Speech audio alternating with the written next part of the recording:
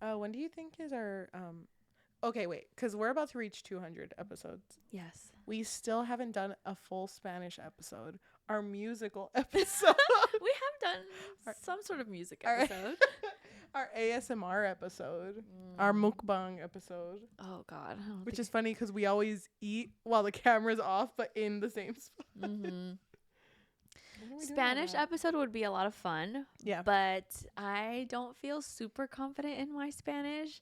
I would be so embarrassed if I said a word completely wrong. Like, I'm just scared that I'm going to say something and then the comments will be like, huh?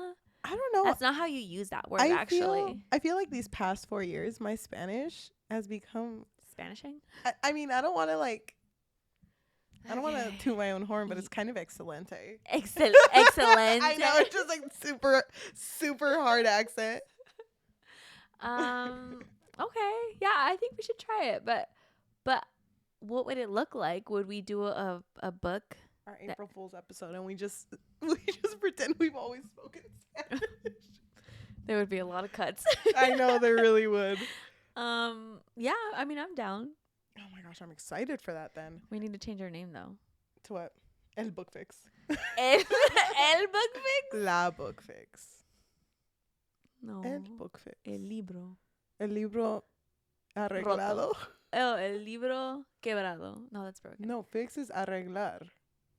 I knew that, but like, I don't know. Arreglar doesn't sound... Arreglando los libros. El podcast. El podcast.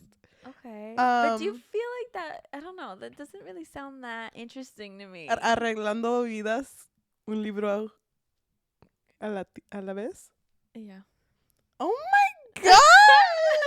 Wait, Duolingo. Oh my god, that's from birth. That's from the okay. And you're also wearing green, so Duolingo. Oh this is not sponsored by Duolingo. I know, for real. That bird's watching me out there like, I'm trying to take my job. I know. Well, first of all, happy Pride Month. Happy Pride Month. And happy halfway point for our podcast. Oh my god, we've made it so far. It's crazy, actually. I know. Like, it kind of scares me to think about. Me too. Because we're about to reach our 200 episode mark. I believe this one's going to be episode 191. But if I'm wrong, no, I'm not. I'm going to delete an episode to make it work. You're going to add on an episode somehow. I think it's crazy. Because what year did we start? I don't know. 1985. Oh, 85. Okay. I don't remember. Take a guess, because it was May 21st, I think, because it's our anniversary. I think it was May 2021. Our first episode released May 25th, 2021. Hell yeah. Here we are. So what is that? 3 years? I think so. You're the mathematician between us, so I would believe anything you told me. If you said 10 years, I'd be like, damn. So we structured our episodes not the way we wanted to at the beginning of this podcast, but what we're trying to do now is we're trying to do for January all the way till June, and then do our tier lists, and then from June all the way to December, and then do our tier list. Yeah. Because our tier list last time was miles long. Well, I feel like this time it's longer. No, there was one where we had like 52. Really? Yeah. But this one we have 31 books that we've read since January. Oh, how cute. Yeah. Well, when we do our end of the year recap, how is that going to work? Like, I have no idea. Me neither. Let's not think about it. I'm already stressed. Maybe we should have our top our top book in this tier, and then see if it beats the top the other book one. Oh, that's hilarious. Not this year. What am I saying? This midway point, I mean. For the midway point and for the end of the year. Yeah, thank you. I fucking love that shit. I knew you would understand me. But do you think, looking back in time and looking at the books that we've read, can fix your life? Yes, and I'm so excited. I love doing tier lists. Me too. Welcome to the Book Fix Podcast, a podcast where we fix lives one book at a time. I'm your host, Cheli. And I'm your host, Yajaira. And I'm going to share my screen. So we are going to be doing our Season 5 tier list of the Book Fix. Dude, it was funny because I was going to look up, because when we make these tier lists, I typically look up our podcast on Spotify, and then I go through our episodes.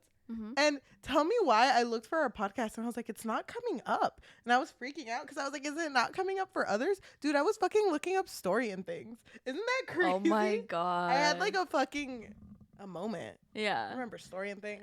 Damn. That one has been dead for a while now, but I still have the original cover, like the one that we would use for everything. I think I do too. It's crazy. It's like somewhere in my laptop. Oh, don't forget her though. I know. Don't forget her. She was beautiful. That was when we were more ambitious and wanted to integrate like shows and movies and anime. Remember we wanted to do anime? Dude. But it was nice, but it's a lot. And I Yeah. think it's nice that we focus on just reading. yeah. So That's what we preferred doing anyway, so. mhm. That being said, why don't we get started because it's going to take fucking forever. Okay, please So- explain. What is a tier list? So a tier list, we are going to be ranking the books we've read from January to June from the top tier all the way to the bottom tier. So from the very top, this is a book that completely devoured. Mhm. She left no crumbs. So fucking good. Changed my life. Completely full. So after. flawless, right? Yep. Basically. For the one below that, it is 8 and delivered, meaning she was good. I liked her. She didn't devour. But she was really good. She was really good. Uh-huh. The midway is didn't cook. Mhm. Like, yeah, I might have eaten it, but it was raw. I didn't want to say anything. I didn't want to be that guy. So I didn't say anything. So in a way, you kind of like you enjoyed it enough not to Yeah. put it at the bottom tier. Like, I like spaghetti. I'm glad you made spaghetti, but you did not cook the noodles at all. Damn, They that were just sounds hard like as me. rock. But don't you like crunchy noodles? Yeah, I mean, who doesn't? The second to last is she didn't eat, but she existed, and that's what matters. Because you know what? Oatmeal cookies are there. I'm not gonna eat them. Wait, that sounds so like. That seems so. I don't know. Is it mean? No. I don't think it's mean enough. Okay. I feel like she didn't eat, but she existed is kind of like, yeah, we read it and we might have felt a certain way about it, but it didn't do what it meant to do. Or what it should have done. Yes. Okay. And the last one is please free me of her. Your mom just keeps cooking this meal and you're tired of it. Mom, I don't want fish anymore. Sorry, that was like, from it's like the it's like that one book. It happened one summer where she kept feeding him the same spaghetti oh my god, over and over and over again. And is that it's one like on here? I think so, yeah. I don't know. It's that one. Wait, oh my gosh, already making references. Okay, so I don't think these are in order. They're not in order, but it's Should we do them in order? I don't mind doing it right now. Hold on. Oh my gosh, my 2 brain cells right now are like on overdrive. Our first one, I think, was The Wicked King. Yeah, I think you're right. Okay, so let's go ahead and start off with our first book, which is The Wicked King by Holly Black. And we all know that's with my boy Carden. You are My so boy. obsessed with Carden, which is so funny to me because No. when we talked about this book specifically, because Mm. this book out of the 3 I enjoyed the most, and I was like excited and more into it, and you were just like so Kind of bored. Yeah. So tell me about it. Tell me a little bit. God, okay, so this basically follows our main character Jude, who is a human who is trying to survive in a fairy world. And she is like kind of like the right hand person to King Carden, but she's manipulating him the whole time because I forgot what she did, but she basically has power over him now. Yeah. And in this second book, we're basically following how she wants to get what she wants out of like the political power, I guess. I don't know. Without giving too much spoilers, but yeah. No, give me the spoilers. No, we don't give spoilers here. Hello? Well, for a tier list. Who are we? For tier list. I just want to say that this book did not spark joy in me. And although I'm here for my boy Carden, I don't think I was a fan of this book. I don't know. Because have you ever seen the people that post like people who don't like Cruel Prince? It's because you're expecting a romance and it's not. It's like there's so much more to it. And I'm like, okay, but where's the rest? Like you said there was so much more. I didn't get anything. I feel like this one was more interesting though because we got to see her trying to, I guess, obtain power because she really wants her little brother to become the king Yes. in the future once Whose he's old. name is Oak. Oh yeah. Sorry, I remembered it. But overall, But I just like think, I'm just saying like things that she went through. yeah. And then even the ending. The ending had me hooked. Yeah, me too, actually. you. I really like the ending of that one. But that being said, I would put it in didn't cook. Just a middle. really? Yeah. No, I feel like she existed. I think she existed just fine. Wait, because she didn't eat, but she existed? yeah, where it's like it happened, Okay. but I'm not gonna, because putting it in the middle means that like I might recommend it to someone because it didn't cook, but I mean I like spaghetti, so like okay, yeah. You know what? Okay. That being said, why is the next book of that series? So just again, she didn't eat, but she existed. Yes. Is like the second to last. Yes. Okay. Just for the people who aren't watching this. That being said, why is The Queen of Nothing by Holly Black a god tier?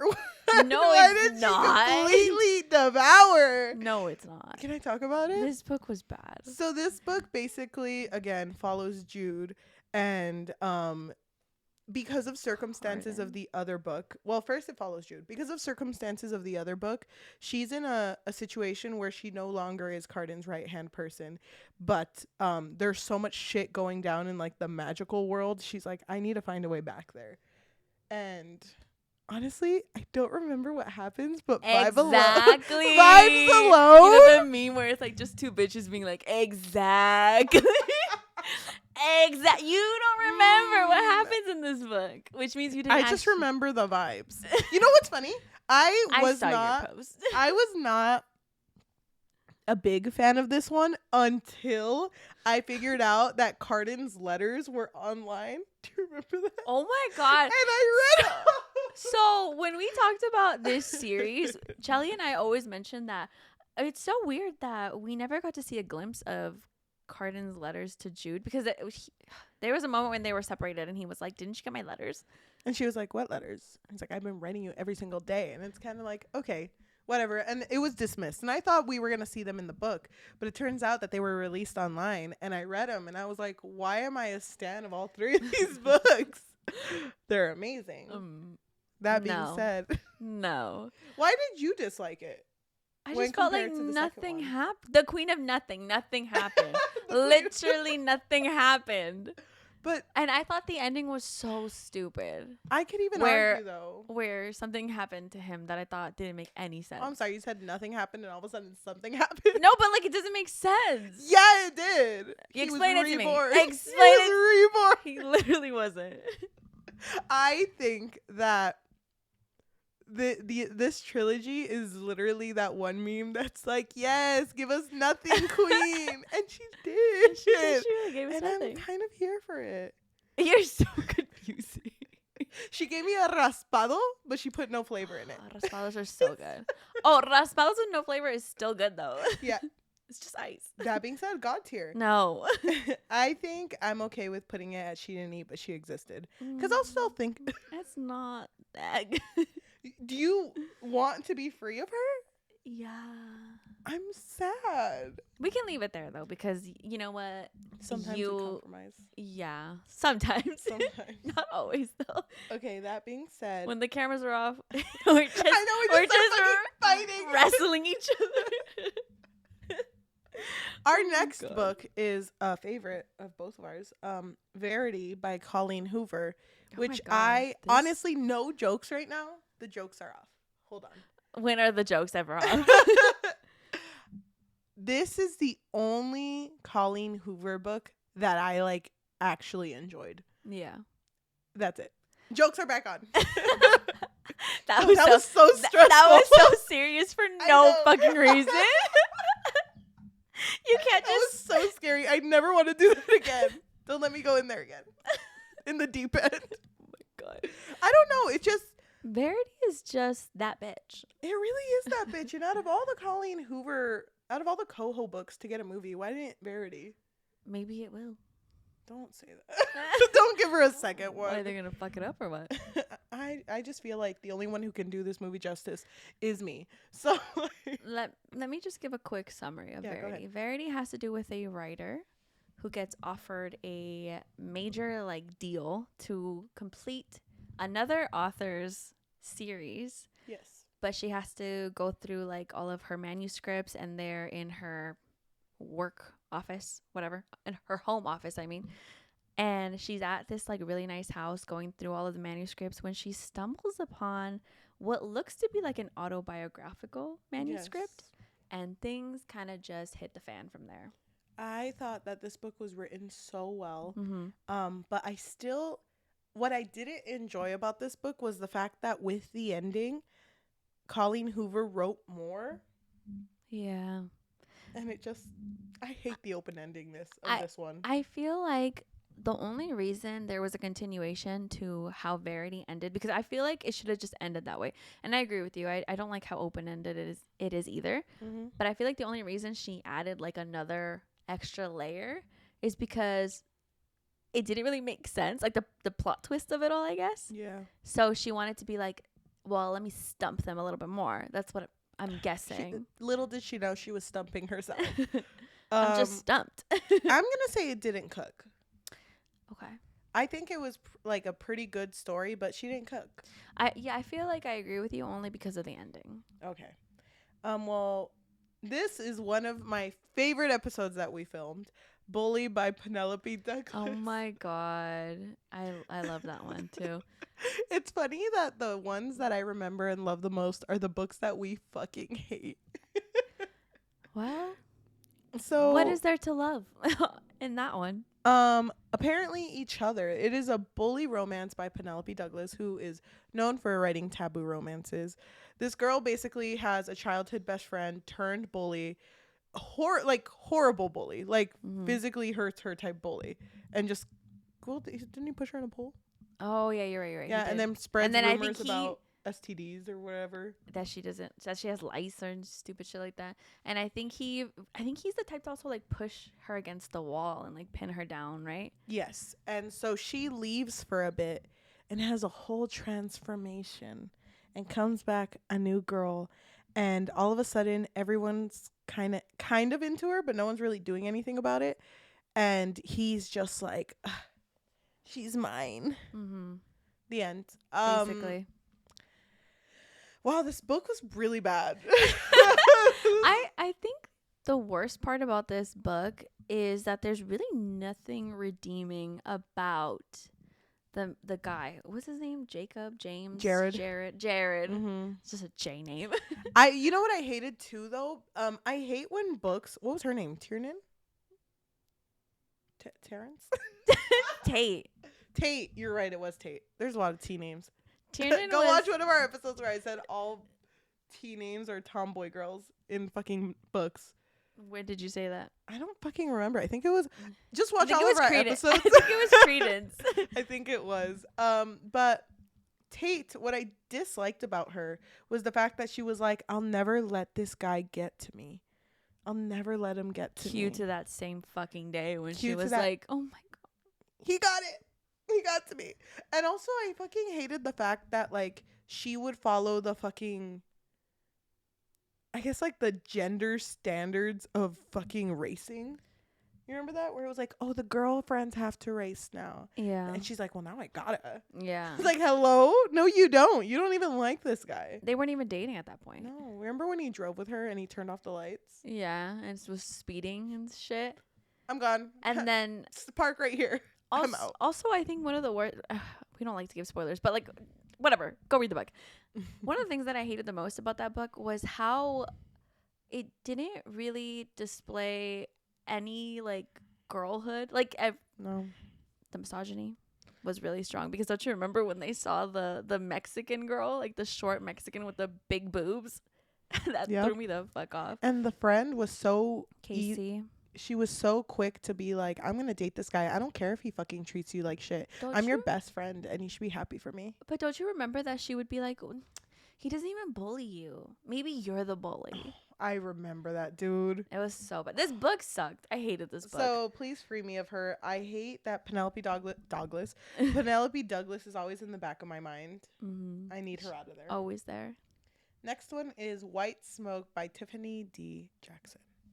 Where the fuck is she? Here White Smoke. White Smoke had to do with Wasn't Marigold? that the house? Was her name Marigold? I think so. And it was the girl, she was a teenager who was moving into a new neighborhood. Mm-hmm. Was this the one that was like Maple Street? Yeah, basically. So you think that it's haunted, but well, is it? Is it haunted? What I appreciated from this book is that I fucking love Monsters Are Due at Maple Street, and it's basically a retelling of it with its own twists. And I like the idea of mob mentality and how quick people are to turn on you. Mm-hmm. That book does that fucking very well. But I wasn't a fan of the writing and pacing of this book. And honestly, even today, the ending, I still don't fucking know what happened. I didn't really get the ending either, so I don't know. I would say she didn't eat, but she existed. Yeah. Like, I feel like it was I feel like it was just a book that we read. She really did just exist. But I think Weight of Blood is the next one, which I fucking loved. Yep. Weight of Blood by the same author, Tiffany D. Jackson. She basically did a retelling of Carrie, but it had to do with like racial microaggressions and racial undertones. And I don't remember what year it took place, but I think it was like in the 2000s, right? But it was in like a small town where the school was racist. So that was horrible. Yeah. Ending was very satisfying. Mm-hmm. I don't know. I feel like although I like this story a lot more, I'm still not a fan of the way she writes dialogue. Really? Yeah. I wasn't there for that. Oh. Mm-hmm. I really like this one. What would you give it? I honestly would put 8 and Delivered. Because don't you remember we also mentioned how we liked that it would go back in time? Oh, yeah. Like, I had like that whole like the podcast that was covering it and the interviews and then when it was happening. Yeah, so it like kept going back and forth and I really liked that. Okay, 8 and Delivered. I'm okay with that. Our next one is Six Scorched Roses by Carissa Broadbent. Oh, what is this one about, Cheli? So this is the novella, the 1.5 To Serpent in the Wings of Night, which if you have not read or watched our episode for that, go read this book and watch our episode because that was one of our funniest episodes. Six Scorched Roses is following Vale. And Vale is like this army guy who came from the Rishon Kingdom, right? I think that's what they were called. So, yeah. He was one of Rain's men. And so he did not want to be part of the war anymore. He didn't fuck with that shit. So he was just kind of in this town where people for some reason are turning into dust. And he's like, that's weird ass shit. Not gonna put my fingers in there though. But he ends up meeting a human who comes into his house, hearing about the fact that he's a vampire, and is like, can I use your blood to try to heal my town? Because there's a curse going on here. And they just kind of get to know each other. And I really like stories where characters change for the better. Yeah. You know? Because he really was someone who has been alive for such a long time, but realize that like there's still things in your life that you can be excited and experience again. Yeah, I thought that the writing is amazing. I love the way that Carissa Broadbent writes. It's just the emotion. Oh, immediately as soon as this book started, I was hooked. Yeah, because it was talking about how the times that she witnessed death. How she was born, she was witnessing death. How close she was to death, basically. Oh, dude. And I think it was like 3 times. Can I say? I remember filming that episode, and both of us, if anyone ever watches it back or one of us watches it back, we were both kind of low energy at the beginning, but it was because we had been filming like so much that day. And I just remember we were like kind of just going through the books and the beats, and then we brought up that Vale's name kind of sounds like Dale. Do you remember that? Oh, vale. We were saying vale. Vale, but then Yeah. it sounded like Dale. No, but I was saying vale. Yeah, That's we what I were was saying calling Vale. it. Yeah. And I just think about Mr. Worldwide, and that Oh really my got me God. through that And shit. that honestly is the reason it's a 5 out of 5. So did she devour? She devoured. I love this book. Oh, It's so good. So the next one is The Ashes and the Star-Cursed King by Carissa Broadbent, and also a banger. This fucking duology.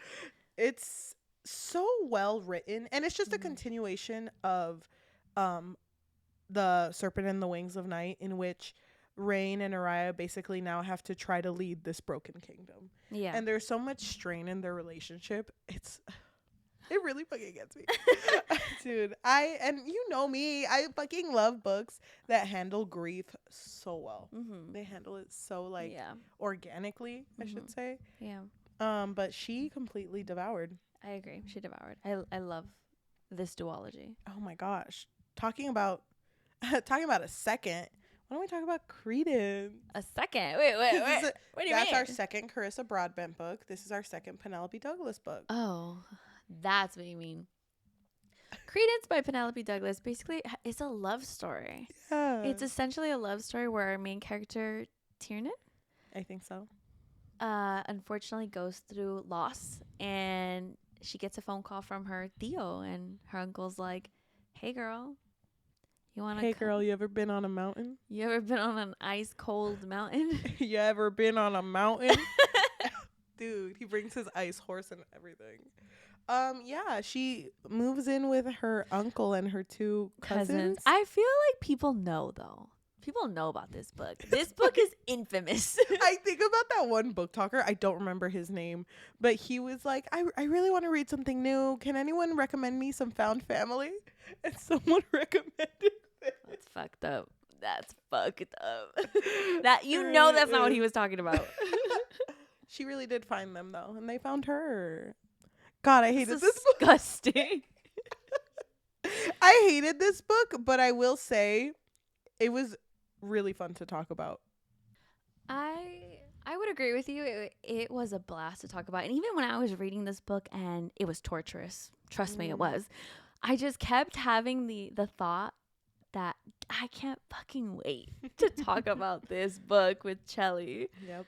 So it's just one of those taboo romance books. I would actually say she didn't eat, but she existed for this one, because I feel like I could talk about this book often. That is very generous of you. Really? A 2 out of 5? Yeah. I don't think it deserves You 2. think you want to... we could put her in Please Free Me of Her, but we're always going to have Penelope Douglas somewhere in our reach. Exactly. So please free me from her. Our next one is Never Lie by Frida McFadden. Our first Frida McFadden book. Oh my God. That feels like a lifetime ago. This is the one where the couple is moving into a new house, right? They're house hunting, basically. Yeah. And they were going to go to an open house. Well, not really an open house, but they were going to meet someone there. And For a house visit. Yeah, and she was going to show them around, but they got stuck in like a blizzard or something. And so they end up staying in this house that's empty. And which so you think it's empty. Yeah, they figure out belonged to a famous... Was she a psychologist? Therapist? She's a psychiatrist, I think. And so she died a long time ago. Oh, no. There's a mystery. Oh, she went missing. Yeah, she went went missing, missing, and everyone thought her boyfriend at the time had something to do with her being missing. So this book follows them trying to figure out who done it. Kind of. Yeah. They're just in this house and it's kind of creepy. So I fucking love this book. Me too. This book was so really fucking good. I love Frida McFadden's writing. But do you compare it to like Six Scorched Roses? Ashes of the Star-Cursed King? I think so. Are you sure? Because there's other Frida McFadden books in here. Oh, you're right. It's not my favorite Frida book. 8 and Delivered. Yeah, 8 and Delivered. It hurts though, but well, this one's not gonna hurt so much. It's gonna be like ripping off a Band-Aid. November 9th by Colleen Hoover. please frame me of her. Please. Let me just do you the honors. That book. Was this the one with the before you, I don't know, girl. after you, during you? You love that quote. You should know that. I just know no, it's I a think quote. that's the Ugly Love one. I was not a fan. Did they? I'm sorry. Can we spoil a Coho book? I don't really care about this one that much. Okay, well, if you don't want to hear any spoilers, skip Cover your forward. eyes for 30 seconds. Your eyes. Well, yeah. Cover your eyes. Shut your ears. Do they end up together at the end? Yes, it's a love story. She loves love stories. Toxic love stories. Yeah, I wasn't a fan. It's just about this couple that meets every November 9th. Well, it's not even a couple. They just happen to know each other, happen to crash into each other because of like a conversation that, whatever. Doesn't matter. They meet every November 9th and then they slowly start falling in love and they can only meet November 9th. They can't have each other's numbers or social medias or anything. So Because the guy's a writer and he's trying to write a romance. This is so fucking stupid. And it's kind of slay. No, but the worst part about it was just like, I don't know, I guess the intention behind his actions and also his perspective was disgusting. I couldn't stand him. You know what though? I saw this one post that was like, it really sucks when people are so more into the fact that they have to create content sometimes instead of like being able to help someone or like being able to. Because I'm thinking more of people who have jobs where they work with others. And it's like, hey, I'm your lawyer, but like, can you pose for this TikTok and say that I'm slay? And like, I have seen lawyers do that. Yeah. So like things Slay. like that where it's like you'd rather, instead of having a heart to heart with someone and telling them you're there for them, you're making content with them. And it's kind of like that. He wanted to make content out of what he was experiencing. But I feel like that just depends on the person. Like some people really need the validation. Yes, I'm just saying that was definitely him. He didn't slay. Okay. He didn't slay, but you know who did slay? Stop. Ugly Love by Colleen Hoover. We really read so many Colleen Hoover books. This book had me sobbing, dude. I was so in it for like the 2 hours that it took me to audio listen to this book. Because you were listening to it super fast. Wait, his name was Miles, right? I think so. Damn. You know, anytime I hear Miles, I think immediately Miles Morales. Yeah, me too. But trust me, it wasn't that one. No, like not that I picture him, but like when I hear, name. you know what I mean? Like, you know, you ever just hear a word and you just like. Well, it's an old name. Finish. It's an old name that's coming back. I feel like it's been. Is that? Yeah, it's been used more often. Because, you know, you don't hear like Bertha anymore. Well, she's going to come back. She's coming back just because I said it. Berta. But this book, Ugly Love, has to do with like a guy who's living in an apartment complex. Wait, hold on. Let me start over. Why is he the main character? Wait, this book has to do with a girl who's moving into her brother's apartment complex because she's in between having an apartment. And it's like, yeah, I'm going to crash here for a bit. But crashes into his like fucking neighbor. And this guy's so drunk out of his mind. This guy's so dark and mysterious and I can fix him. And he's like, you know what? We can have a little thing, but we can never have a relationship. And she's like, okay, so what you're telling me is we can have a relationship. And it kind of just goes off from there. Yeah. Just everything you want in a book and more. Everything you want out of a romance. I think you were too generous with Miles, though. I think I was too. I think it's because I have been familiar with men like him where they'll tell you one thing, but their actions are like a different thing. Like, he knows what he's doing. He knows what he's doing. No más se hace. Dude, I fucking love when you throw Spanish quotes at me. What does that mean? Can you translate that? He's only playing. He's only acting like that. Like a bitch like could. Se hace, no más se hace is, I think the full phrase is se hace pendejo or menso. So he's acting like he's stupid. Yeah, he's being that bitch. Okay. But not in a good way. Please free me of her. Yes, I agree. It's a hard one. I would give it like a please free me of her, but I'll go visit sometime. Oh Okay. my God. The next one is Bad Guy by Kenya Gori Bell. This was the book where Cheli and I had no fucking idea what the main love interest, the guy, we had no idea what he did Yelp? as a job. A Yelper? No. A food yelper? I have a food critic? I have no idea what he is. And he had an Instagram for food. And no, he didn't. But he was also a mafioso.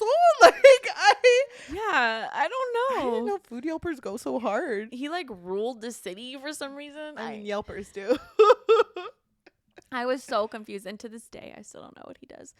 So this book is essentially about a food critic, question mark, who goes into a restaurant where our main character is a chef there, and they immediately have like this sexual tension between them because he often goes to this restaurant, but he pretends like he doesn't like her food, or he always finds something to nitpick. Yeah.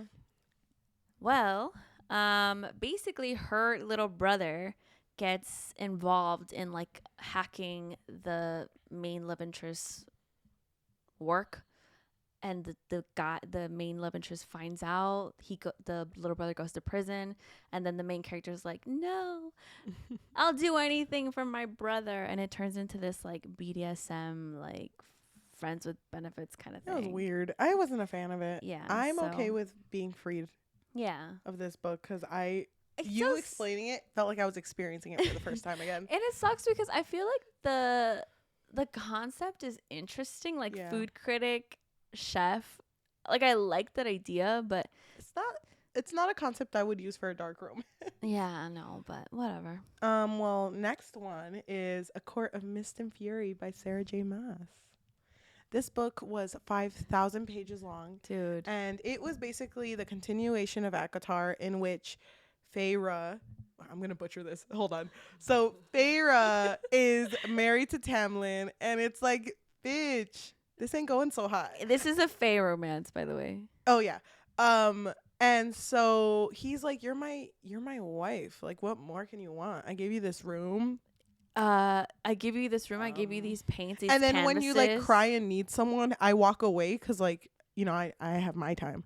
I respect you. So I respect your crying time. Yeah. And so she's like, whatever the fuck, this is my life now. And she ends up having like this deal from the first book with Reasoned, where they have to meet once a month for a week, I think. Something like that. So that she can learn how to read. Yeah.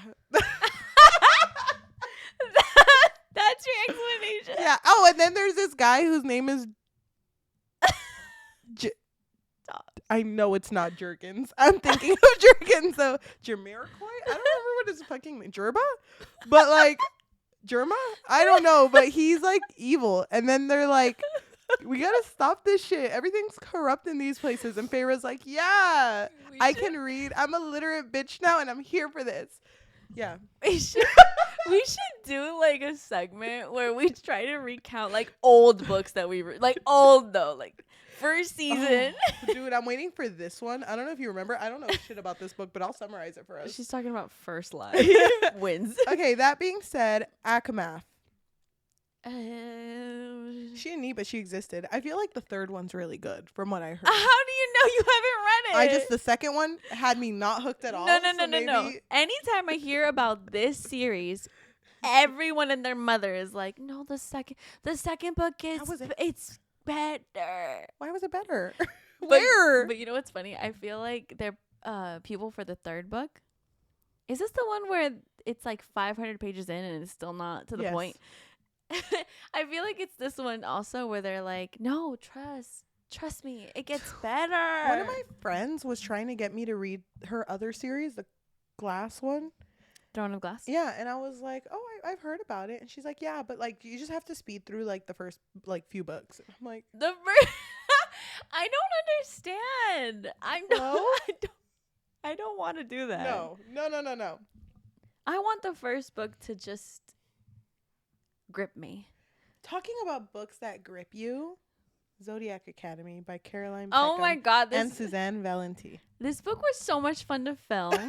And I really want us to do the second one, but it's so fucking long. We need to do all of them. So long. No. Okay, wait, butcher it. Go. What was it about? Zodiac Academy? Okay. It's about two twins. They're both Gemini. They're both you got it. And it fucking matters, okay? Yeah, they're Gemini. It does. Their names are Tori. And really? Yeah. You don't even. And not Tori. Tori and the other one. Well, basically, they live a hard life because I think they were in foster care, Mm-hmm. and this guy shows up, and he's supposed to be like a sexy. He reminds me. This whole book reminds me of X-Men.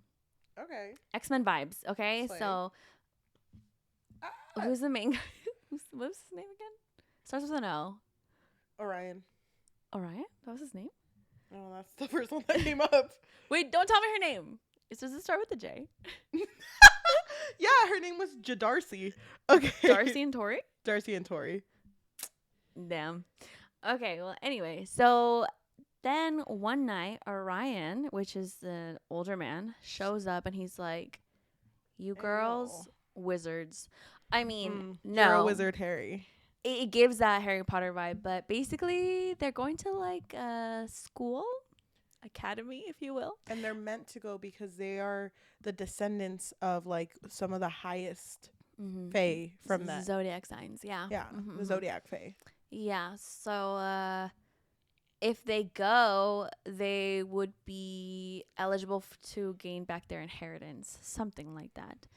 But yeah, this is basically a bully romance because there's a bunch of guys involved, but they also like they're the swap? head of the houses, and yeah, they swap. What is that? I don't think they can remember who is who. They also, the girls have like legal fae names, and I'm like, 4 names. I barely know one. I just remember one of them was Roxy, right? Or Rox. Well, I don't ever. I think this one is like a reverse harem. Yes. Or white shoes because the girls kind of just like. Doesn't one of them? I'm sorry. Spoiler. Doesn't one of them kind of end up with a teacher? Yeah. That's gross. Wait, So- how old are they? 18? Yeah. Okay. So weird. It is so weird. Please set me free of her. I never want to think of her again. Until we talk about the second one. Yeah. Please stay tuned. If you really want us to talk about the second one, let us know. It'll push us to just rip off the Band-Aid. Well, okay, why don't we take a step back from our very heavily, like, just so much hate in this to a good one, a goodie. King of Wrath by Anna Huang. This one was the one where we ate the ice cream, right? And the pickles. Oh my god. Cheli loves to pretend like she loves pickles. Swear to God. That was the weirdest combination. No. It was ice cream and soy sauce. Which actually slapped. That was one combo, and then the second combo was pudding, pickles, and Lay's chips. Pringles. Oh yeah, it was Pringles. Just a very small tidbit of this one book. It's a Enemies to lovers, forced proximity, forced marriage, arranged marriage. And enemies to lovers, where this man who's like the CEO of a huge business is like, ugh, so rough, no one gets me. I'm the bachelor bitch. Yeah, and then the wife is she's kind of like a wedding planner, event planner, but she comes from she's kind of starting out as a party planner, I think, but her main thing is that her family owns like jewelry businesses. Yes. That being said, I thought the writing in this book was so cute. It was so good. I read this in during a road trip, and I can't read in a car for a long time because I get motion sickness, but I toughed it out. Really? I was like, I fucking need to finish this book. Aww. Yeah, I love this book so much. This book was really good, and I also love that it's kind of like a slow burn. Yes. And I know you were obsessed with the jealousy. There was moments where the main character's ex would show up here and there, and it would make the love interest, which his name was Dante. Yeah. And he would be like obviously jealous. But even when Dante's best friend Kai would like mess with her, he's like, "Excuse me, Kai, my best friend, my confidant. Get the fuck away from my future wife." I think it ate and delivered. I don't think she's like completely devoured. Okay, I could agree with that. Okay. Our next one is The Exception to the Rule by Christina and Lauren. No, Christina Lauren. No, it's their stage name. Well, I believe this book has to do with one of them. I believe so. Accidentally emailing the other one. Accidentally thinking they're emailing a professor. Yeah. and it was on Valentine's Day, and every year they just end up emailing each other, and it just kind of builds into a relationship. This is out of a Meet Cute series, which it's an Amazon original series where a lot of authors basically made improbable meet cutes. Mm-hmm. And this is the first Christina Lauren book that I liked. We hadn't even read that many. I think Out of the two that we had read by then, this was one of them. You hated this book. What the fuck are you talking about? No, I didn't mind it, but what I struggled with was the fact that it was just so like nothing really. There was no. How do I say this? There was no stakes, because I remember we complained at the end, like, why did they just all of a sudden end up at the same college, or why is it that the whole thing was written in text form and never like, oh, here's our main character, but there's so many other people whose names start with the letter T. Yeah. And like if it had become something with that. This is the first one though where I'm kind of like, okay, I can see a vision for this. Because the other book we read, I mean, everyone, it's on Honeymooners. I was not a fan. No, that one sucked. But this one, I would say she didn't cook, but she could have. Like the concept was cute. Okay. Halfway. Okay. Yeah, I would agree with you, because I think it's meant to just be a feel good. So I try to just like suspend my disbelief of how convenient it is that they both end up in the same fucking college. I do kind of wish that didn't happen, but whatever. It was still a cute story overall. Yeah, it was okay. So the next one, You Had Me at Hola by Alex Daria. That was our next one. Alexis. What did I say? Alexis Daria. Alexis Daria. Yeah. Sorry, my mind didn't see that. It's okay. This is the one that's a telenovela star and a soap opera star come together to make a no soap opera, and they kind of fall in love. Yeah, and they're co-stars. They're so co-stars. yeah, they start having feelings for each other, but mostly the guy really does not want to, because he doesn't want to get involved with how popular the main character is. Mm-hmm. I think this ate and delivered. I fucking loved that we got to see the characters interact, but then we also got to follow them in the show that they were filming. I thought that was so cute, because we got to see what roles they were playing, and how it kind of would showcase that in their normal life. Like, for example, like I really loved when they had to do their first kiss for the show, and they were both still kind of feeling a little bit awkward with their relationship, because they weren't really talking to each other. And so it wasn't until they were both actually like kind of becoming friends when finally their like chemistry improved for the show. Yes. So I don't know, it's just like little things like that I really liked. Where do you think this should go? I would agree with you. Ate and delivered. That one was really, really good. Back down. Okay, Ate and Delivered. The next one, also a banger. The Dark King by Gina L. Maxwell. Go ahead, summarize it. Well, I just want to start off by saying, Yajaira didn't think I read this book. And the day we were going to film, you were just like, we're not doing it, right? No, so I had texted you, and I was like, okay, so we're just going to film these two, which is 2 other books. And since you haven't read The Dark King, we could just scratch it off of the list. Like, it's fine. We don't have to do it. And you were like, oh, okay, yeah, no, that's fine. I think you said it was fine. I don't remember. But then I looked at our shared notes where we both mark what we've read. And I saw that you marked it, and I was like, wait, you read it. I was so confused. I didn't think you read it.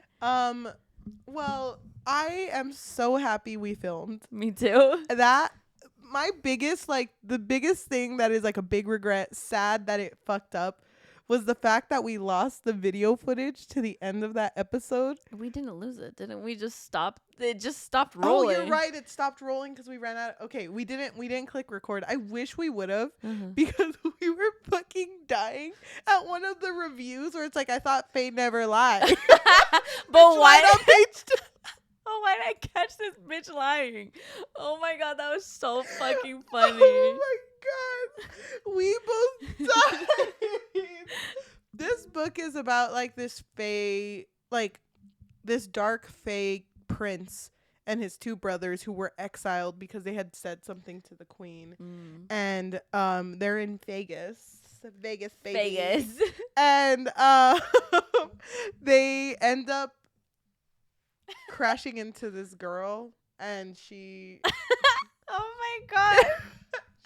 kind of fixes him. Okay. That's it. And she's more than she appears to be. Period. Okay. But he also kidnaps her and locks her Oh, up. oh yeah. No, yeah. That was really bad. That was really shitty of him. Isn't he already the king though? He's yes, but he was exiled. Literally, the Dark King. What the fuck was his name? Who cares? Arthur? No, Carden.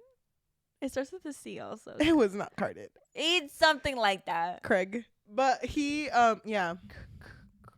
I thought it was funny at the beginning when one of his human workers in Vegas, baby, was just kind of like, I know what you are. Fucking takes out pocket salt.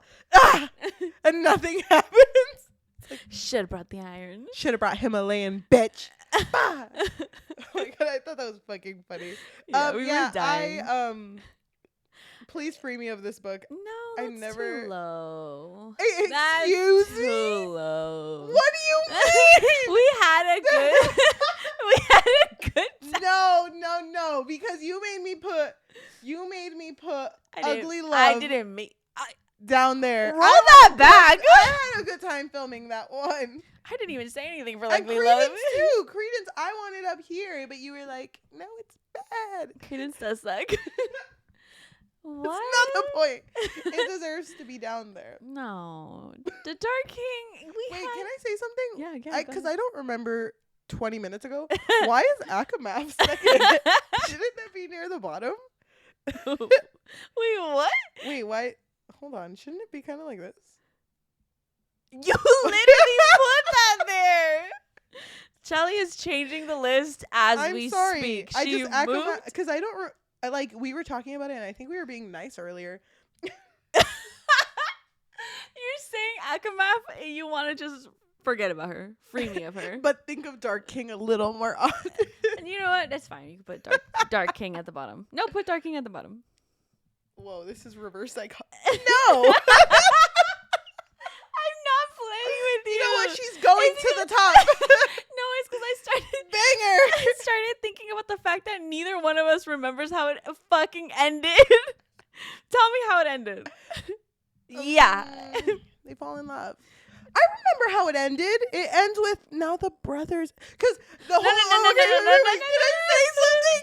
I think it's funny how he was like, he's fey. So wait, hold on. Can you see my ear? Okay.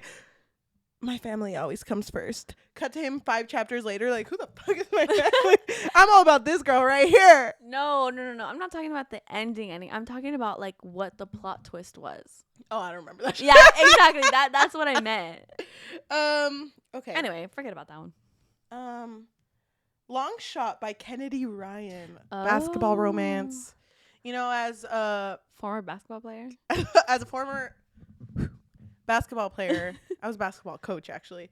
I just think this really captured what basketball's about. No, it didn't. It really just captured it. So this follows the story. Your main complaint of this book: not enough basketball. No, just not enough hoops in the hoop series. I know. That's so sad. I told you that too. I was like, I wish they had done more of the game, and you were like, no. Why would I ever? Why would I willingly, when I don't want to watch sports and I read a book, why would I want to read about sports? That sounds like torture. So this book followed August and Iris, yes. August and Iris, who meet at a bar, and she's just drinking it up, watching the Lakers game, and he's over here like, she doesn't even know I'm a ball. She doesn't even know I ball with the boys. Oh my God. And she's just like, I recognize you. You're August. You're in this team, and you're making it big, and here you are in a bar. And so they kind of like click, and he immediately is like, I would do anything for her. But she's in a relationship.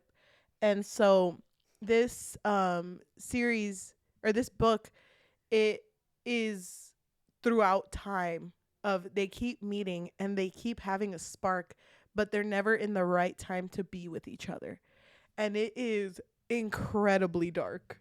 Yeah. This I didn't expect it to be that dark. heavy trigger warnings for this book.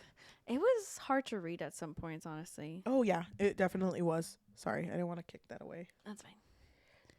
I think though I enjoyed reading it, and I would read the second one, but I don't want to put it in 8 and Delivered, because it's not like Never Lie. It doesn't compare, huh? It doesn't. I would put it in the middle then. Didn't cook, but it was still good. I love spaghetti, but didn't cook the noodles long enough. Didn't cook the noodles long shot enough. Always with the spaghetti. Oh my gosh, the next one, It Happened One Summer by Tessa Bailey. Our first Tessa Bailey book. And it was amazing. Mm-hmm. I didn't realize how much, because you and I had made a joke earlier where we were, I texted you and I wrote like, if Christina Lauren can do it, why can't we? Oh my God. And you and I were kind of like, what if when we write, we're known for writing very specific tropes? Mm-hmm. I'm bringing that up because I didn't realize that fisherman and girl from big city who ended up in a small town is a very specific trope. Mm-hmm. But it is. It's very specific, but I feel like it's a good one. It really is. I really good like one. it. Yeah. The spice was amazing. Mm-hmm. The humor was so good in this. I thought book. she was so fucking funny. Is her name Piper? Piper. She was so funny. I loved her, honestly. Me too. I would probably say 8 and Delivered. Oh. She 8 and Delivered. What? You don't think she devoured a little bit? You think she devoured? You know what? Yeah, 8 delivered. 8 and Delivered. Yeah. Okay. That's a good spot. Okay. Okay. What? Okay. So our next one is Wait, start over. So our next one is one that I think you could take the reins. You could take the wheel. All This Twisted Glory by Tahira Mafi. Thank you so much for that. That means the world to me, but it is hard to summarize the third book of a series. So All This Twisted Glory is the third book of All This Woven Kingdom. This Woven Kingdom. Oh my God. This Woven Kingdom. Thank you.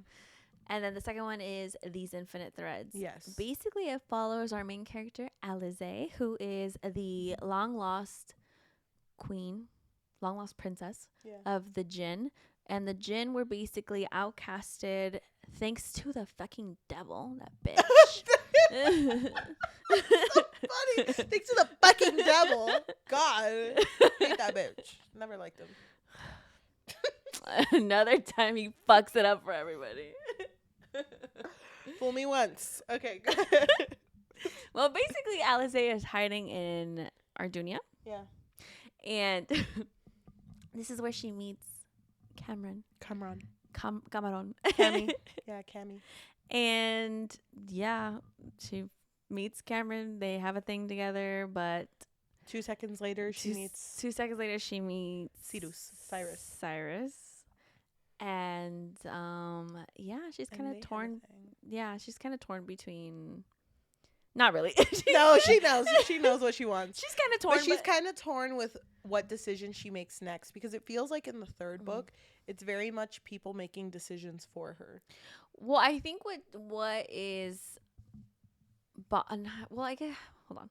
What is causing her the most, I guess, internal conflict, is she wants to do what's best for her people. Yep. So she wants to help the Jinn reclaim their home, basically, or a home.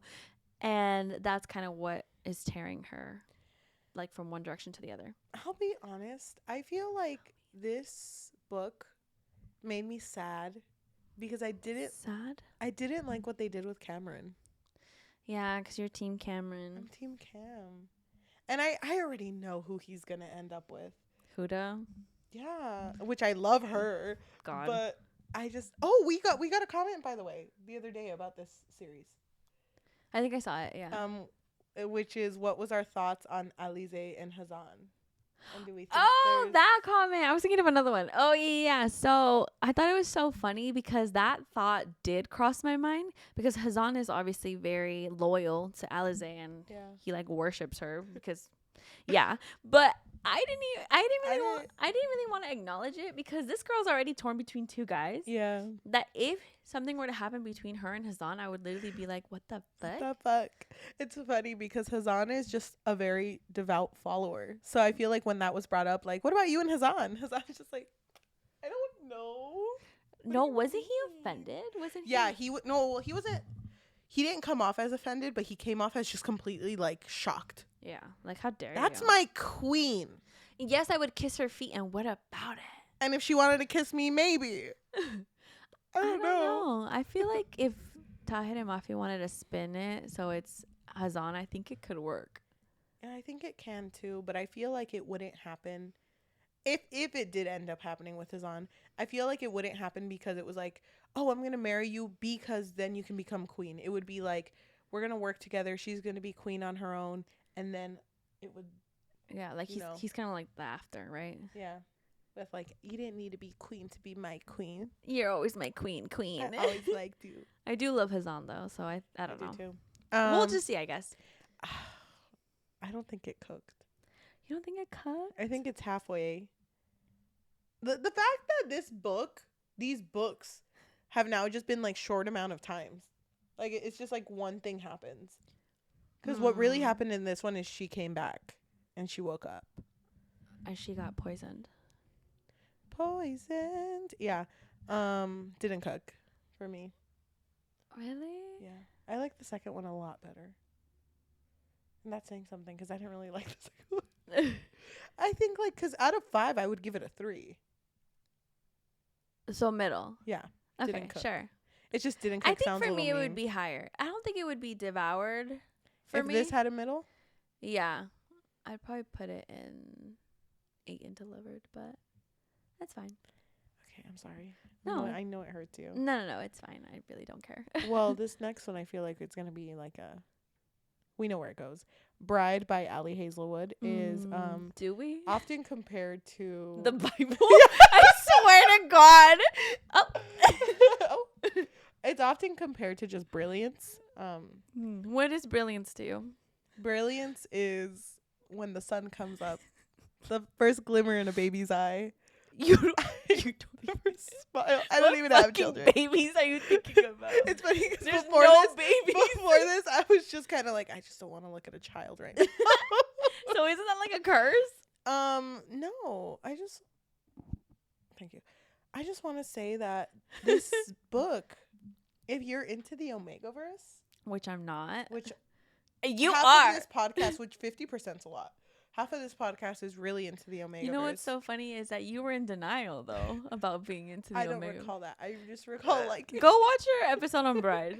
Well, it's because you called me a furry. You are a furry. No, I'm an ally. I've been calling you a furry for how long? A long time. My whole family does, and I'm just like, I don't see it. You don't think that's like yes, I have a fursuit. One of it. Okay, what is Bride by Allie Hazelwood about? This is a book in which there's 3, I guess, types of races, right? No, Species? weird. Species. The vampires, the werewolves, and the humans.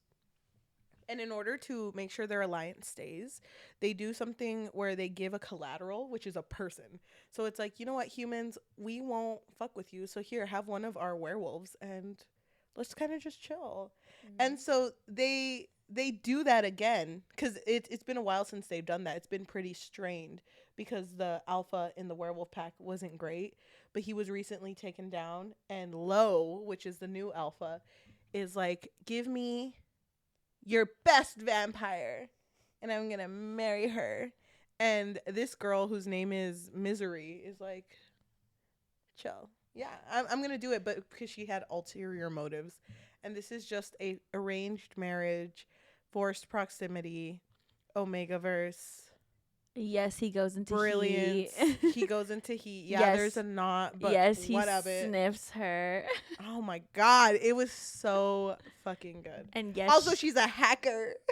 So fucking random. What's so random about that? So suddenly people can't have skills? No, not her, not Misery.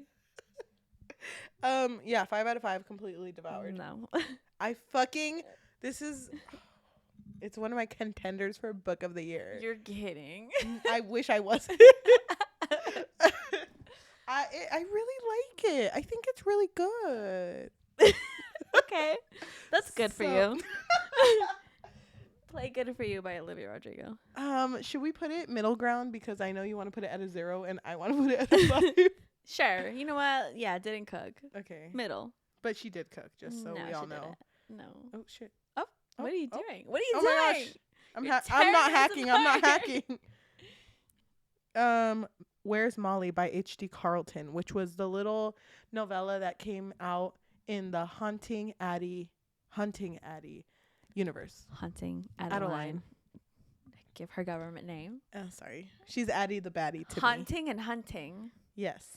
Those books were really well loved. Yeah. It's a dark romance in which the girl falls in love with her stalker. So this one basically has to do with the same universe, but it's about a girl, Molly, who basically got sold into human trafficking. Yes. And she is already out of it, and you just kind of see how you kind of see the aftermath of what happened after she got out. I'll be honest, I don't really remember much. I remember little bits and pieces of it, but she existed. Yeah, I mean, I wasn't a fan. Yeah, me neither. But then again, I don't really think Hunting Adeline needed a spinoff. It didn't need a second book. Let's be honest. Yeah, that second book was crazy. Well, it did need like a completion. Are you talking about Hunting? Yes. It needed a completed. Oh, you're story. right. They could have just added a chapter. Another chapter. Okay. I'm gonna try my best with this next one. Oh God, I can't wait. Okay. I'm really excited because I know which one it is. First Lie Wins by Ashley Elston. Can I just say?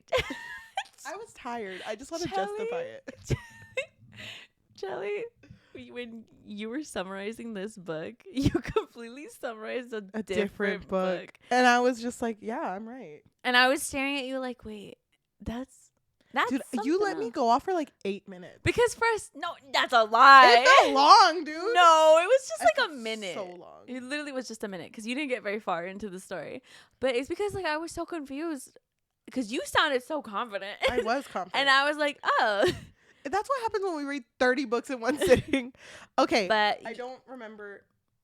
Well, I just want to say that our episode on First Lie Wins, we didn't keep that in. So, because I don't want them to be confused and be like, wait, what? What the fuck is she talking about? Yeah. Okay. So this book has to do with a girl. Hold on. It's mixing. It has to do with a girl who she like has jobs in which she has to pretend to be certain people, and I don't know if she's a hacker, but she has to like basically get information or intel out of certain things, and she ends up doing a job where she is like married to this guy, right? I know she's married to someone and he's like a trucker, but he also like sucks. Well, I don't get the point. They're not of married. This. They're together though. They're just together, yeah. But You are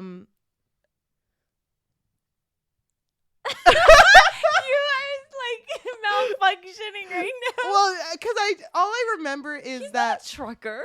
Yeah, isn't he like a distributor, and he has like a distribution center, but that's where he like fucks people up. Oh, okay. I'm thinking of like a fucking... Suddenly someone doesn't remember. I don't fucking know shit about this book. All I know is that she doesn't agree with what her boss made her do, and so she's trying to get back at her boss. Well, because her boss is the one who gives her assignments. So he'll be like, go pretend to be this person and go do this mission. And basically every mission that she is doing, they're basically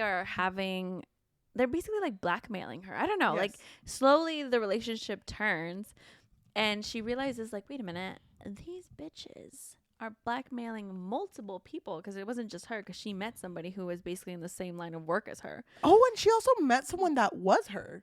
Didn't she? Well, because they were fucking with her. So they knew that she wasn't doing what she was supposed to. So they sent someone in who pretended to be her, like her actual identity. And she like panicked and was like, oh my God, what the fuck? But then it was like this whole thing. I don't want to say what happened to her, but yeah. I don't remember shit about this book. Oh. I don't. I like literally don't. I remember bits and pieces. I feel like this would slap as a movie. But as a book, I don't know why it's hard for me to remember. I think because there were so many names and so many like aliases, like it's hard for me to remember who the main character was throughout all of these chapters. She didn't eat, but she existed. 2. Yeah, I think I would agree. Okay. Our next one is another Frida McFadden book, The Housemaid. Oh my god, The Housemaid changed my life. Which one is it out of all these? This one, the blue one. Okay. So The Housemaid follows our girl Millie, who is recently getting out of being incarcerated due to murder. And so she struggles to find jobs because like when people do a background check, they're obviously going to see like this is something that she did. Doesn't really get into like details on what she did, just that that's what happened. And so she finds this job where they don't background check her, and she's supposed to be a housemaid for this rich family. She lives in the attic. There's like a cot and a mini fridge with 3 waters in it. She's like, slay, this is really, really good. And so, well, she didn't have anywhere to sleep before that, so that's what she loved about it. Yes. So it suddenly turns because the main lady of the house, whose name is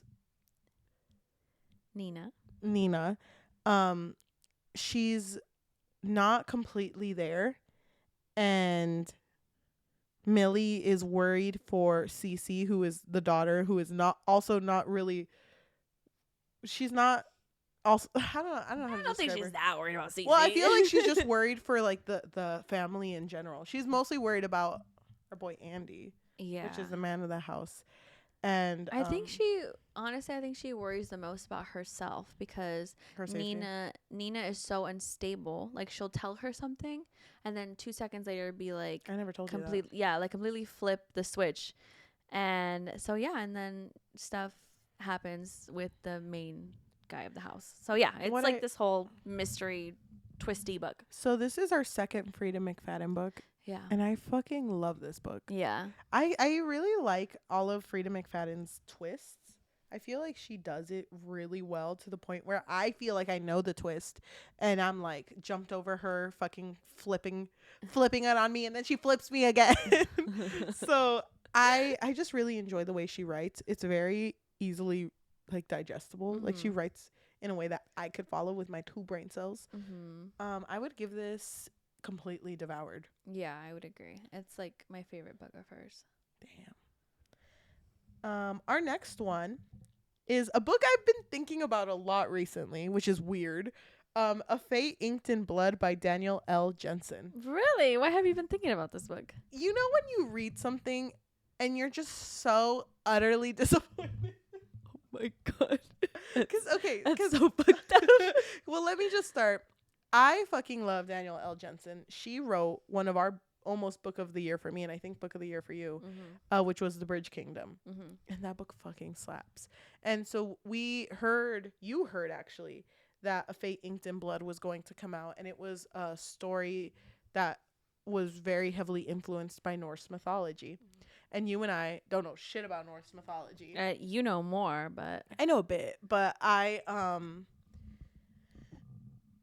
going into this book, I was kind of let down because they have so much like plot and lore being thrown at me. I just kind of felt like I was really in it for the ride, and then what mattered the most was like the first 2 chapters and the last 2 chapters, because I don't remember shit of what goes on in the middle, and if I do remember, I don't remember why they're doing it. Okay. I was thinking about it recently because the guy whose name is Bjorn, I actually really like him. Yeah. And he's such a good character, and I really like our main character whose name is Freya. Because it's not Feyre. It's Freya.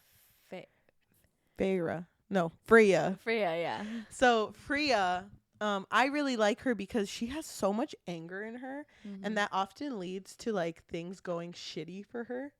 So her being able to like acknowledge that, and she's still kind of like, fuck it, I'm still angry. Yeah. I'm like excited to see where that's gonna lead, but I will say this wasn't one of my favorite reads. I feel like I had the opposite reaction to you, where like I think I appreciated it more afterwards, because I do really love how Freya's journey played out. Like I don't know, like I felt so much sympathy for her, especially, you know, with the different people who were screwing her over basically. And it just made me appreciate her, and especially when she would have her moments of rage. Oh I was like, "Damn, girl, I get it though."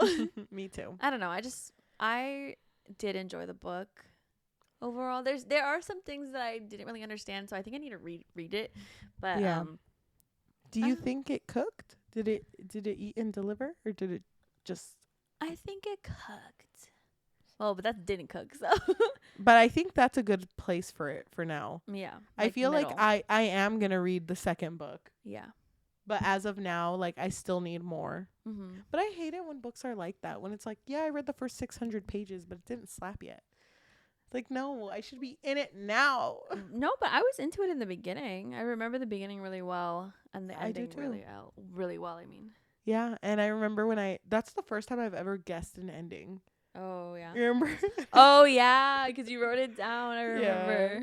Yeah. Oh my gosh. Okay, our next book is Butcher and Blackbird by Brynn Weaver.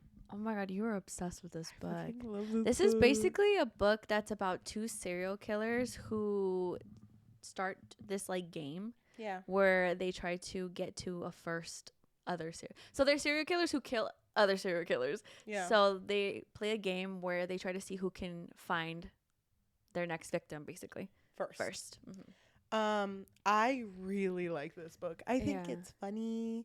I think that the concept of it is so like out of the ordinary, but I don't know. I was into it. I like the characters. I don't remember much about it for some reason, but I did think it was kind of funny, especially the fucking ice cream scene, because what was the guy's name? Butcher. Yeah. He was such a like himbo. Rowan? Yeah. No, Rowan was the girl. No, she was Sloane. Sloane and Rowan. Yeah. He was such a himbo. I thought it was He so really fucking was. funny that he would always like kind of like ruin her plans. I mean, it was funny because he did no research behind this one serial killer that they had met who was eating like human parts. And so he was over here fucking Sloane was gobbling like, shit up. Sloane was like whispering to him across the table like lobotomy, and it's like, you love me. Wait. I thought that was so fucking funny. I love this book. I think it completely devoured. I thought it was amazing. I would put 8 in delivered. 8 and delivered? 8 and delivered, yeah. Damn. Are we going to read the second one? I hope so. I really want to. Lark. The next one, another Frida McFadden. Which one? The Teacher. Oh my god, The Teacher. Remember when I was listening to this book? I was so scared the whole fucking time. Can you tell us about it? Yes. Basically, it has to do with two teachers that are married to each other. And oh god, I don't remember her name. I don't remember anyone's name. But the girl teacher is basically the math teacher, and she is the less favorable one because her husband is loved by the students. He's an English teacher. Yeah, and he's also like handsome and nice and all that shit. But then during that school year, there's a student there who basically has a reputation, or people know her as someone who got another teacher in trouble for being inappropriate. And so the woman teacher is kind of like, oh, you know, kind of like already feeling off about her because she really liked that teacher that got in trouble. And so shit just kind of hits the fan in this one because this girl is in her class and in her husband's class. Yes. And she gets a little close to the husband. There was a plot twist in this book that now sitting with it, I'm kind of like, I don't know if I like it. I kind of hated it. Right? I kind of hated it, yeah. Because, I don't know. To me, it doesn't really make sense because I have a lot of questions. I have a lot of questions that weren't answered. Yep. So, I don't know. I don't think it was her strongest plot twist. But, I don't know. I think the book was still enjoyable overall. I would still put it at, like, ate and delivered, maybe. I think I'd put it at didn't cook, but it would be a high didn't cook. Okay. Yeah, we could do that. That's fine. Sorry, Frida. She's our girly. She's our girl. What if she watches this? She's like, wow. She throws her computer. I know. Send us an angry email. So the next one is one that we had like a debate on, which was Elegy for the Undead by Matthew Vaselli. This book is about a gay couple living through the zombie apocalypse. Living through a zombie apocalypse. You're right. Living through a pandemic, honestly. Yeah. I thought this book was interesting because the way that it dealt with this whole apocalypse, it really was like, well, it's happening in like America. Why is it going to bother me? Yeah. And so there were people literally living in like zombie times where they had to have guns and they had to be outside and there was camps. And then there were just people living their normal lives. And even what I think is crazier is like once there was like a cure, you know, or there was less outbreaks, people kind of just had to quickly move on and just kind of live ordinary lives, even though other people's lives were being torn apart by this outbreak. Yep. So it's interesting. It's our first zombie book. Yeah. I really, really liked it. Yeah. I don't think I gave it a 5. I don't remember why, but I don't think I did. I just remember, Cheli, you made an Instagram story and you were like, I don't know if you were crying or if you said like, oh, this book made me hella cry. I don't remember. And I was like, that one? Because it's sad. Really? It's so, yes, it did make me cry. Oh my gosh. Yes. Oh, I could find that post because that was really funny. If I find it, I'll try to post it here.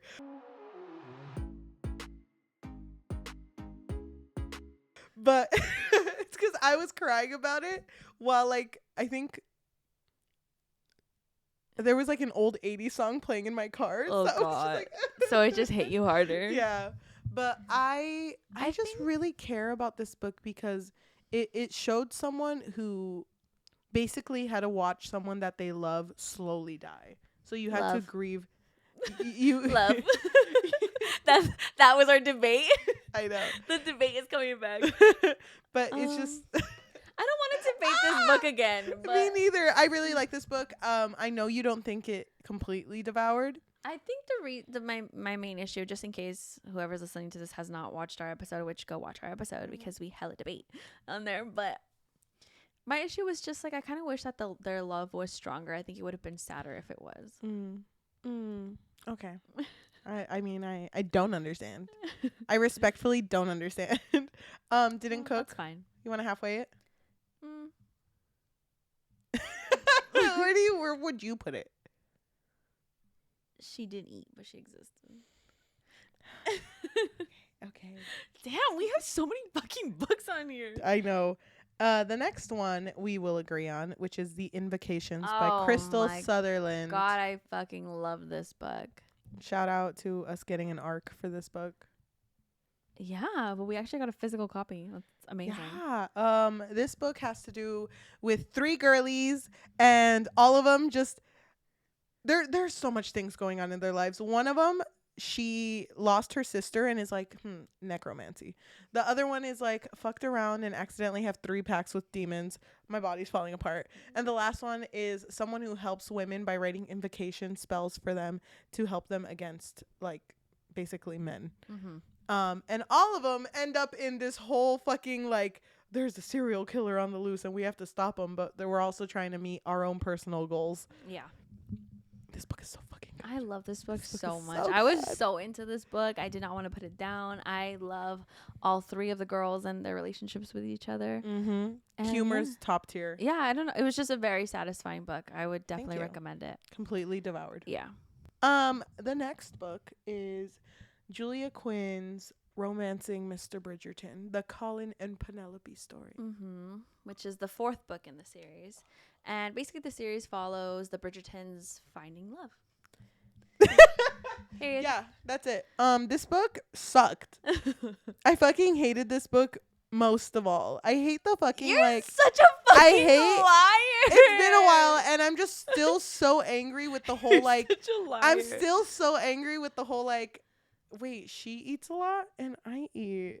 Oh yeah. You brought that up, which I thought was so interesting. So basically, Colin loved to eat also, but that was never brought up ever. Yeah. And do you remember there was one point where she was like, "I'm never gonna kiss a man. I'm gonna die not kissing a man."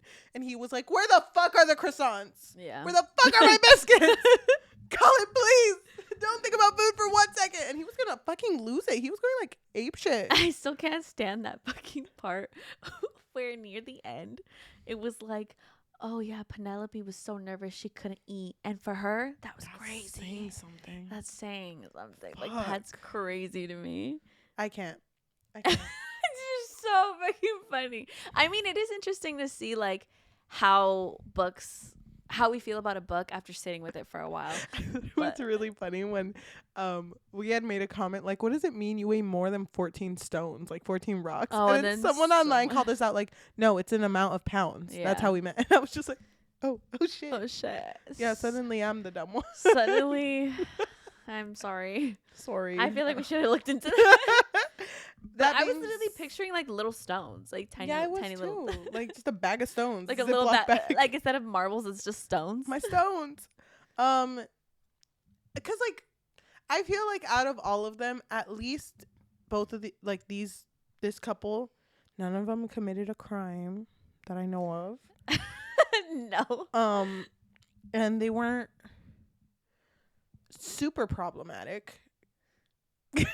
Well, So, but even then, I felt like his proposal was so just marry me. anticlimactic. No, he was literally just like, so what? We're gonna get married, right?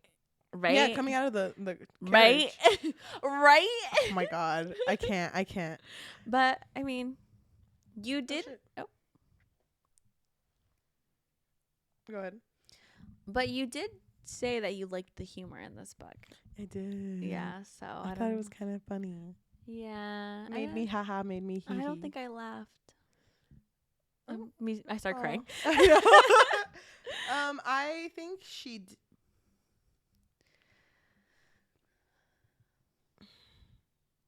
She didn't eat, but she existed. I thought I was gonna say, Yeah, that's fine. but Elegy for the Undead is there, which that deserves to be a 5-star. Oh my god, I don't stop. know. I feel like sometimes you exaggerate how you feel about I certain think I just books. have a lot of love in my heart, and I don't know where to put it. You're such a liar. And you just judge me for all the love I have, and I just don't get it. Talking about love. If this were your tier list, your 5 All stars of them would be way longer.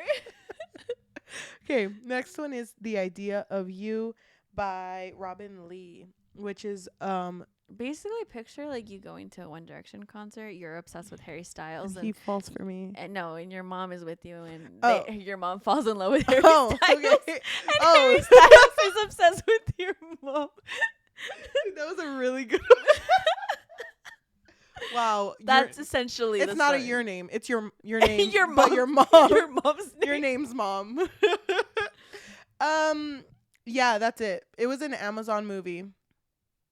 The movie was enjoyable though. They changed the ages though. Yeah, they made him older. Because what I appreciated about this book is that it had several age gap situations.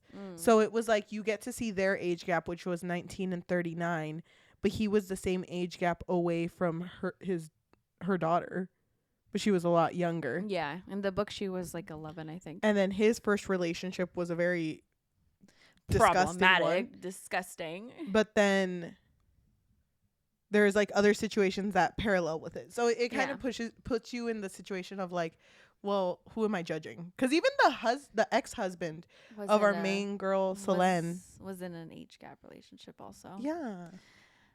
Yeah, I like the conversation that the book brought up. I wish the movie would have done the same thing.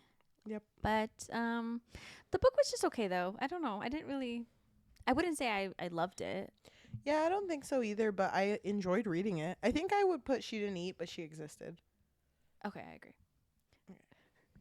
Our next book Oh my god, is it Brutal Prince? by Sophie Lark. Oh my god, this book was so funny. This book was so fun to film because this book has art, like fan art, Yes. like in the pages in the book. It had me Dude. fucking dying, dude. Dude, I remember same. that you didn't know it had I fan art. didn't, because mine didn't have it for some reason. Yeah. It was so, and I told you about it and you were like, what? You need to send me pictures. And I just kept sending. It was so well drawn. I will say that. But so dramatic. It just added to just The drama. Which is these two families, the Gayos and the Montagues. Yeah. I'm just kidding. Romeo and I don't Juliet. remember. Can't fall in love with each other because the families hate each other. But they kind of. Oh wait, no, they No, don't they- actually like each other. They're forced to get married in order Yeah. to show an alliance between the families. And it sucks because she almost burned down the house. Okay, you almost burned down one house and all of a sudden it's your fault. Like, I don't really get it. You're right. But then they slowly start falling in love. The end. This book was fun to talk about. I don't really remember much about it for some reason. I really liked when I closed it. That was one of my favorite parts. I really liked the part where she almost killed him with the strawberries. Which time? Oh, The yeah, strawberries. I really liked the and time where he almost killed her with by the pushing her pool. into the water and almost drowning her. He was holding her Oh down. yeah. Oh yeah. But then they made love. And I thought that was pretty romantic. Yeah, real romance right there. So what? Please free me of it. Yeah, please, immediately. Okay, our next book is The Bromance Book Club by Lisa K. Adams. Just a couple bros and a bromance club. Hey, bros, you heard of Bridgerton? Hey, bros, me and my girl, she says that she's been faking it the whole time. Oh, God. Please tell me what Regency period book I could read to get her back. Yeah. This boy pulled out quotes completely from the book. My God.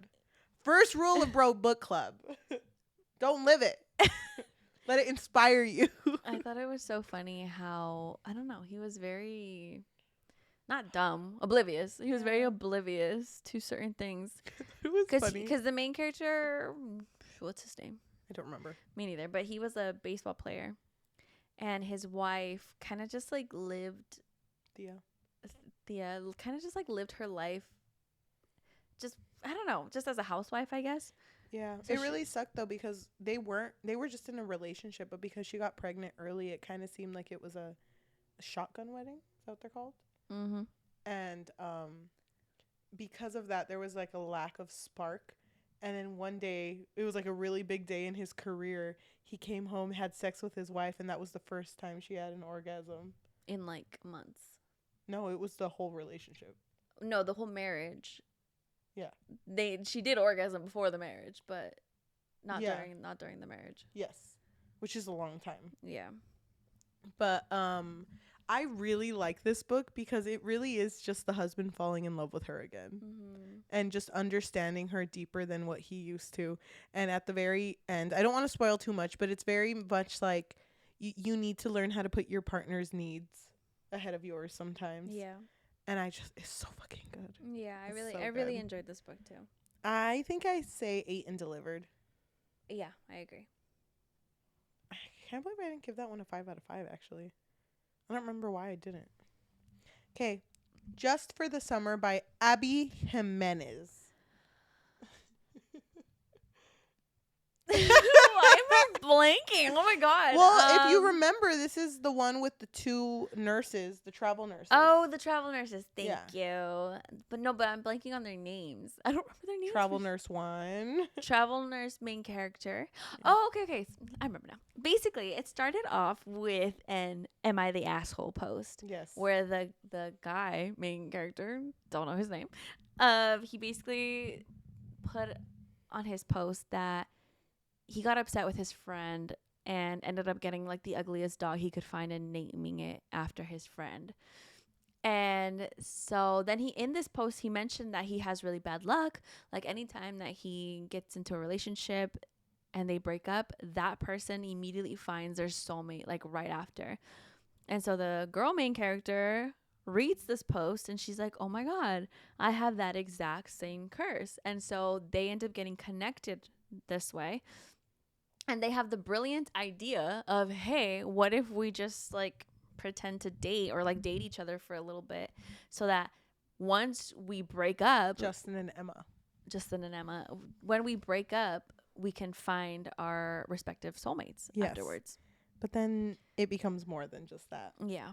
I really, really like this Me book too. a lot. I was obsessed with the slow burn Yeah. and how well both characters were basically developed, and just like Justin was so fucking sweet to her. Like he was always there for her, very caring, would give her space if she needed space, but would always show that, hey, you know, I'm here for you. Yeah.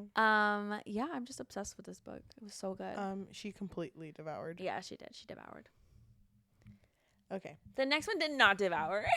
No matter what Cheli someone says, in this book devoured. I just want to say that.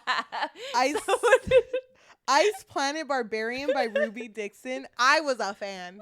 I was a complete fan of this. We know, Cheli. Monster romance, we know. I think it's just because it's a monster romance. That shit really got to me. Yeah. Yeah, true love. Even though he doesn't really look that big on the cover. No, she's just really tall. She just has like stilettos on. Stop. 10 feet stilettos. Oh my god. Now sitting with it though, I'm just kind of like, Wait, what? Yeah. Wait, what? Hold on. Pause for a second. Well, what?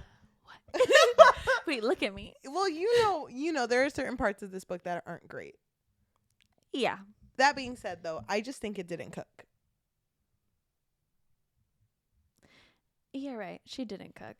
We didn't even say what it's about, though. It's about these girls that are getting picked up by an alien race. And they're very specific girls. Like it's gross, but like at the age where you can get pregnant and you're healthy. And they get dropped off in like an ice planet, and she meets an ice planet barbarian. Book 1. And he's basically like, wait, that's my fucking soulmate. That's my soulmate. What's your name? Georgie? Fuck yeah. Next book. All Systems Read by Martha Wells. I was about to say Martha Stewart. Martha Can Wells. you imagine?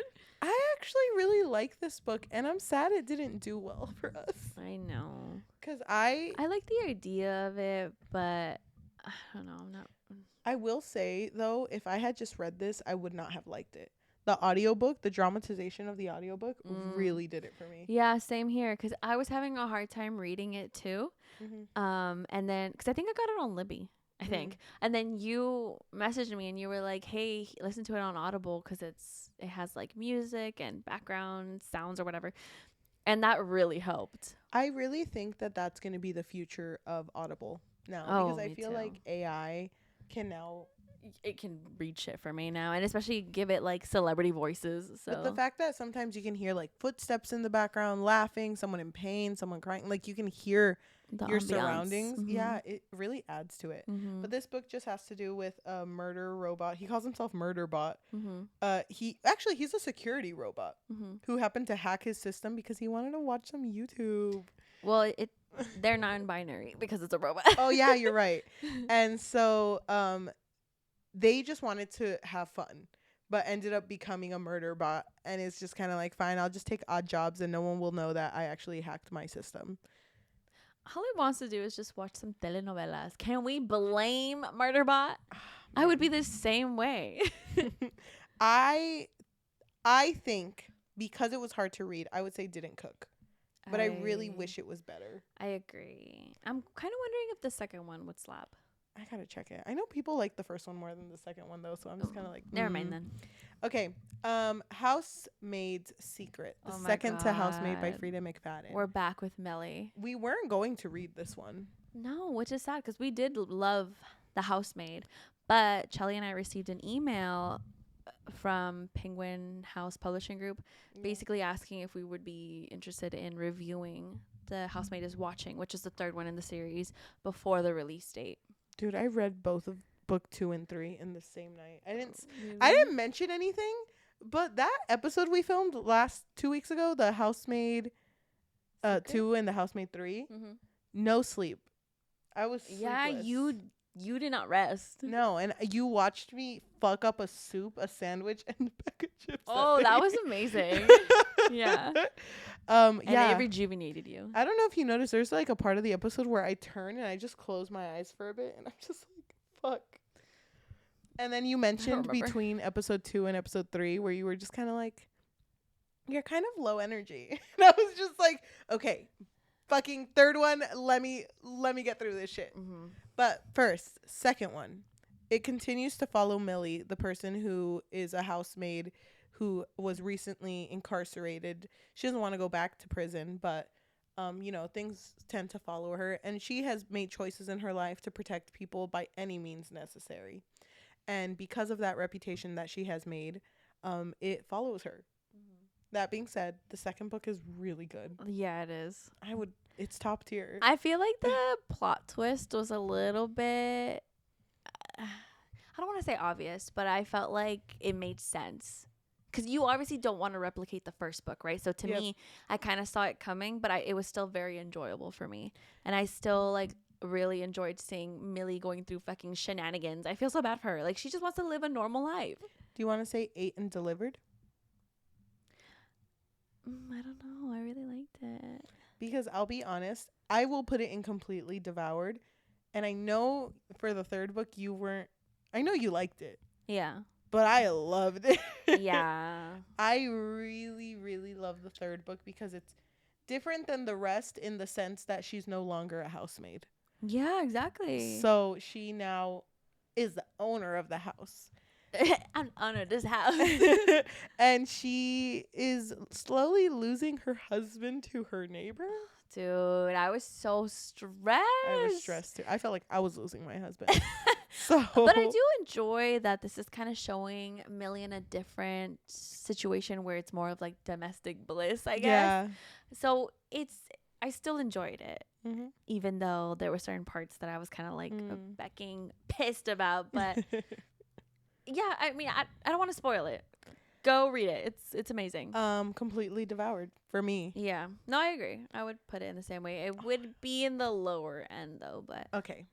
Well, that being said, okay, look at our tier. It actually doesn't look that pretty, bad. Like, yeah, we did a good job. I feel like a lot of the ones that we did earlier were bad, but we kind of just like brought them up again. Damn, I feel like we've been doing a better job at reading a variety of books. Like, they're not the same at all. No, not at all. So go ahead and tell our listeners every like tier and then what books are in, starting from the bottom. Very bottom, Please Free Me of Her. This is a 1 out of 5. Bully by Penelope Douglas. Credence by Penelope Douglas. Colleen Hoover's November 9th. Colleen Hoover's Ugly Love. Bad Guy by Kenya Bell. Gory Bell. Yeah. Zodiac Academy by Peckham and I forget the other one, Suzanne something. Court of Mist and Fury by SJM. Dark King by Gina L. Maxwell. And Brutal Prince by Sophie Lark. These, just grab them, just throw them away. Just toss them out. They're gone. If you want to read them, by all means, please read it. And watch our episode. It's kind of slap. It's kind of fun to talk about, though. It's funny because, actually, every single one that's down here, that's some of our best episodes. Honestly, yeah. I think those have been the most enjoyable to film. So what does that say about us? I know. So the next one is She Didn't Eat, But She Existed. This is a 2 out of 5. The Wicked King and the Queen of Nothing by Holly Black. White Smoke by Tiffany D. Jackson. Thank you. Where's Molly by H.D. Carlton. First Lie Wins by Ashley Easton? I think so. Elegy for the Undead by Matthew Vaselli. Julia Quinn's Romancing Mr. Bridgerton and The Idea of You by Robin Lee. By Robin Lee. I would say read those books, but they're not our faves. But some of them are probably our faves, but some of us just didn't agree. Oh, yeah. Like which one? Julia Quinn's? Stop! Okay. Didn't Cook. This is middle. Middle, 3 out of 5. Christina Lauren's The Exception of the Rule. Verity by Colleen Hoover. Long Shot by Kennedy Ryan. Tahirima Fee's All This Twisted Glory? Yeah, All This Twisted Glory. Allie Hazelwood's Bride. Danielle L. Jensen's Fate Inked in Blood. The Teacher by Frida McFadden. Ruby Dixon's Ice Planet Barbarians. And Martha Wells' All Systems Red. That seems pretty, like, average. I would recommend reading all those books, actually. I feel like. Yeah. Or just watch our episodes. Yeah, listen to them. Listen, do watch. 8 and Delivered? Okay, and Eight and Delivered, which is 4 out of 5. We have The Weight of Blood, which is by Tiffany D. Jackson. Never Lie by Frida McFadden. King of Wrath by Ana Huang. You Had Me at Hola by Alexis Daria. It Happened One Summer by Tessa Bailey. Butcher and Blackbird by Bryn Weaver. And The Bromance Book Club by Lisa K. Adams. All amazing books. And our last one, which is completely devoured, Six Scorched Roses and Ashes of the Star-Cursed King by Carissa Broadbent. All 3 Housemaid books by Frida McFadden. The Invocations by Crystal Sutherland. And Just for the Summer by Abby Jimenez. Wow. That I feel like we've been filming forever. I know. Okay, quickly, what is your top 3? Go. I want to put all the housemates next to each other, not at the end, but just next to each other. And then those next to each other, and then these 2 next to each other, just so we could see. I really, really like the Invocations. Me too. And I think that I would move her forward. I agree with you. That one really changed my life. I also love. I don't know. I just love how it positively portrays a female friendships. I do too. I think it is very beautifully written, very beautifully done. I kind of like the order this is in right now because I don't want to put any housemaid in front of each other. But when it comes to Housemaid versus the Nyaxia series, I really like the Nyaxia series. Yeah. So I think it would go The Invocations, Nyaxia, Housemaid, Abby Jimenez. Okay. I agree with you. I think that's it. But wait, are you saying that Invocations is our favorite read? Of the first half, I guess I am. It's really good. It is really good. No, I agree with you. It's just kind of weird that we came up with it with no arguments. I think we're just tired. Actually, wait, hold on. I want to argue a little bit. Wait a minute. Are you saying Six Scorched Roses is better than Ashes? No, I'm putting them together, like the okay. Nyaxia series. And same for Housemaid. I'm putting all 3 together. Okay, this is how no I'm thinking. Sorry, you moved it, but I don't think you meant to. This is what is going through my head, okay? I'm torn between. Okay, because the Housemaid to me is such a staple of what I want in a thriller book. Okay. To me, I'm damn, those plot twists were amazing. 10 out of 10. Why the fuck? No, yeah, I'm listening. No, what I'm trying to get at is I love the Ashes and the Star-Cursed King and Six Scorched Roses, of course. Yeah. Those are so good. But I'm kind of conflicted between. Why are you moving? Sorry, it's because you're convincing me as you go. You didn't love Vale? No, I did, but you really got me going. Go ahead. I don't know. I just really love The Housemaid. To me, the book that really gripped me in this first half of the year is The Invocations and The Housemaid. The books that really gripped me. First book, Housemaid. You're saying book 1. I'm saying book 1, yes. Okay, so if we moved it around, I would say The Invocations is still first. Housemaid, I'm okay with having second. Out of the 2 Nyaxia books we read, The Star-Cursed King is third. I think it's better than the novella. Yeah, I agree with you. I would put the 3rd Housemaid book next because it's so good. No. It's so out there, different, but same characters. And also, I don't want to reveal too much, but there's one character I really like in that book. And I love him. I love him in all his flaws. One? Oh. No. Oh, okay. But I would put it in this order. Okay, that's great. I disagree. Wait, where would you move it? Hold on. There. Wait. But then I feel like Abby Jimenez is too far. Wait, hold on. I would honestly hold on. Stop. Honestly, I would probably put Abby Jimenez last on this list. I really like that book though. Yeah, but you want watching way more ahead of that. Yeah, I want it no. You like the 3rd one more than the first one? I really like the 3rd one. But the first one's like a staple It is a staple. in our family. I mean, I love our shared family so much. But This is so hard. It's hard to pick honestly, a favorite. If we're both keeping Invocations up there, you wouldn't argue for these two? I don't know. 'Cause I would top 3. You know what? Let's pick top 3. okay, fuck these books. So we're just looking at The Invocations, Housemaid, and Ashes of the Starkers King. Sorry. Yeah. I really like Rain Yeah. and Araya. Me too. God, that book was so good. It was. The duology was really good. I'm kind of torn. Do we have to pick a favorite? What if we just do this? Yes, I agree. So it'd be Invocations, Ashes, and then Housemaid. That's so okay. Let's just keep it at that. We all agree. Let's just all agree. Shit, that was like 5 hours long.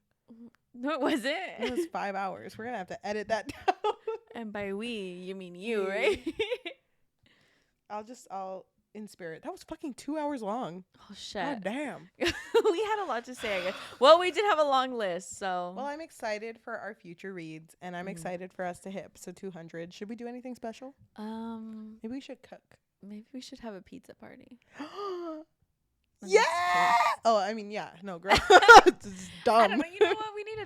We'll discuss it. Yeah, we'll discuss it later. But thank you, everyone who's listening to us in audio form, whether that's Spotify, Apple Podcasts, Amazon Music, or anywhere you get your podcasts on. If you would like to leave a rating of 5 stars and a review recommending us our future reads for the rest of this year, that would be amazing. If you want to support us and you have a little bit of money, what can they do? So we do have a Patreon. Not much on there right now, but please be patient with us. You can find us on patreon.com/bookfix. But if you don't want the commitment of monthly, you can find us on buymeacoffee.com/thebookfix or coffee. So ko-fi.com/thebookfix. If you are watching us on YouTube, thank you so much. If you can like, comment, subscribe, and hit that notification bell because we post every Tuesday and Thursday. We did take a week off last week. I'm sorry. We're alive now. It's just been busy. Yeah, it's kind of crazy that Cheli and I are both moving. Yeah. Oh my gosh. At the same time. It's like weird. Are we living closer? I don't know. We are living closer. Well, we are, but... Wait, are we living together? Wait, we didn't really discuss this. When am I moving? Where am I sleeping? Yeah, we are both moving. It's been really hectic, actually. So I'm surprised that we're sitting here doing this right now when both of us should be packing. I know, seriously. That being said, though, if you want to follow us on social media too, we also have we have an Instagram and a Threads at the Bookfix Pod, THEBOOKFIXPOD, and we have a TikTok and a Goodreads at the Bookfix, THEBOOKFIX. Goodreads is Bookfix, the Bookfix Pod. Oh shit! I fixed them again. That's why it's not popping up. Damn it! I'm sorry. But honestly, it's been kind of fire there. It's like crowded there. Yeah, a little bit. Yeah. We need to start, taking off some friends. 2's a crowd. So is it 3's a crowd? I think it's 3. Well, good thing we have 4. Oh my god, we're really popping off on there. Thank you so much for listening, and we will see you for the next half. Bye. If you didn't watch YouTube and I just waved, it's like, wow, she didn't even say bye. I know, it's so fucking rude. Very quickly, I just want to say thank you so much for being with us this far. Damn, that's crazy. That's crazy to say. I don't like that. That's crazy. You don't like that? I just feel like, what age were we when we started?